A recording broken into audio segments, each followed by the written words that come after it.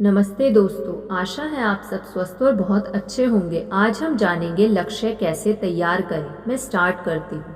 अनेक लोग सोचते हैं कि सफल और सुखी होने के लिए एक स्पष्ट लक्ष्य तथा उसे हासिल करने के लिए एक सार्थक और आशावादी प्रपोज की ज़रूरत है।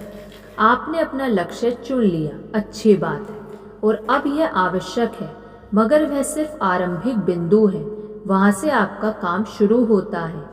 उसके बाद आपको खुद के सामने और दूसरों के सामने यह दिखाना है कि आप वाकई अपना लक्ष्य हासिल करने के लिए गंभीर हैं। वास्तविकता यह है कि सिर्फ 3% लोग ही ऐसे हैं जिनके पास लक्ष्य और उसे हासिल करने की योजना स्पष्ट रूप में लिखी हुई है।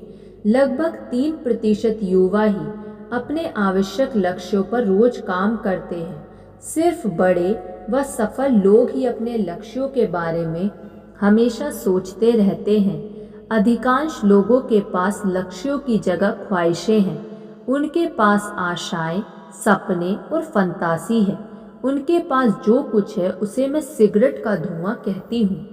वे हमेशा कल्पना की ही उड़ानें भरते रहते हैं और ध्यानपूर्वक असली मुद्दे पर फोकस करने के बजाय जल्दी उकता जाते हैं।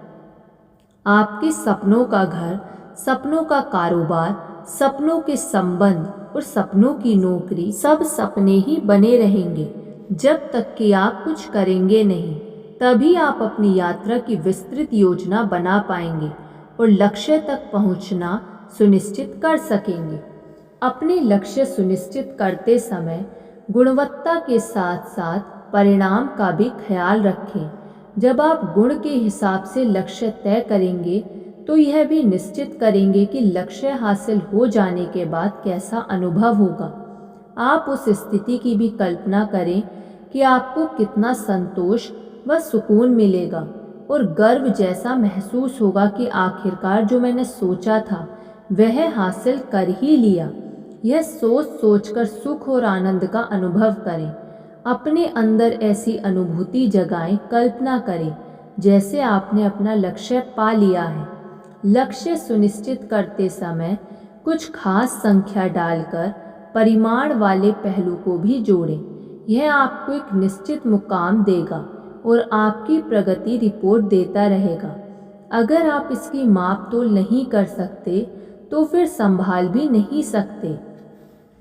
उदाहरण के लिए सभी कहते हैं कि वे वित्तीय रूप से स्वतंत्र होना चाहते हैं, लेकिन जब आप उनसे इसका मतलब पूछें तो पर्याय इतना ही कहकर निश्चिंत हो जाएंगे, मैं करोड़पति बनना चाहती हूँ।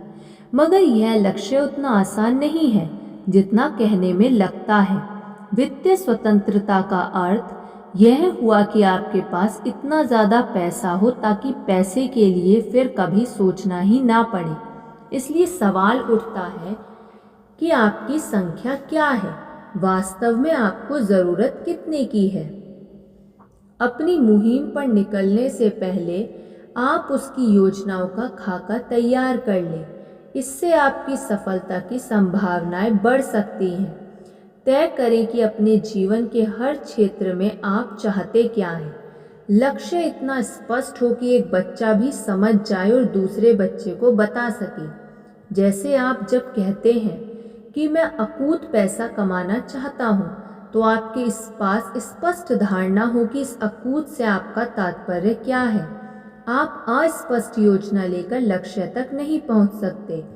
अपने लक्ष्य को लिख डालें और उसे मापने योग्य बनाएं।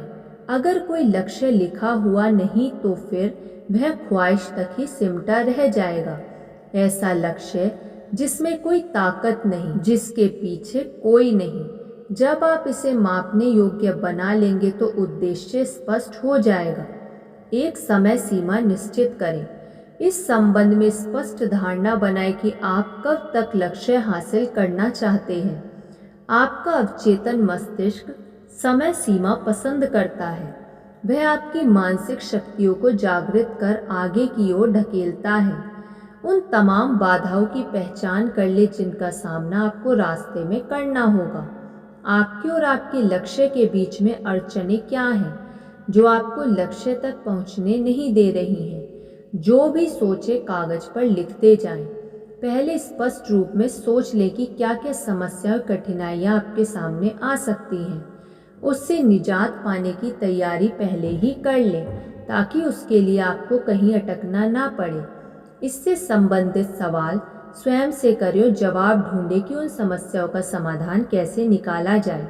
लक्ष्य हासिल करने के लिए जो भी अतिरिक्त और हुनर की ज़रूरत होगी उसे निश्चित करके देखें कि क्या है क्या नहीं। याद रहे कि ऐसा कुछ प्राप्त करने के लिए जो आपने पहले हासिल नहीं किया है वैसे हुनर सीखने होंगे, अभ्यास करने होंगे जो पहले से किया हुआ नहीं है। प्रत्येक नया लक्ष्य हासिल करने के लिए कुछ ना कुछ नई जानकारी, नए हुनर की ज़रूरत होती है। उन लोगों के नाम निश्चित कर लें जिनका सहयोग, जिनकी मदद की दरकार आपको लक्ष्य यात्रा के दौरान होगी। बड़े लक्ष्यों को पूरा करने के लिए आपको कई लोगों की सहायता की ज़रूरत होगी। इसका स्पष्ट खाका और सूची आपके पास हो कि वास्तव में वो कौन कौन लोग हैं। इसके लिए कुछ ज़रूरी कदम भी आपको उठाने होंगे कि उन लोगों का समर्थन और सहयोग आपको मिले।